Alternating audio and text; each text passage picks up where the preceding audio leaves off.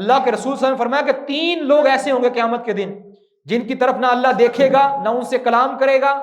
نہ ان کو گناہوں سے پاک کرے گا،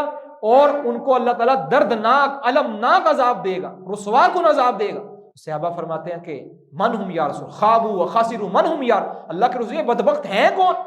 اس میں آپ صلی اللہ علیہ وسلم نے فرمایا کہ ایک تو اپنے ازار کو ٹخنوں سے نیچے رکھنے والا، المنان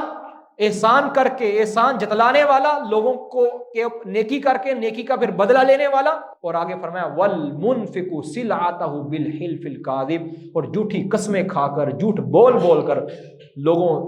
کو مال فروخت کرنے والا۔ یہ ہوتا ہے کہ نہیں ہوتا؟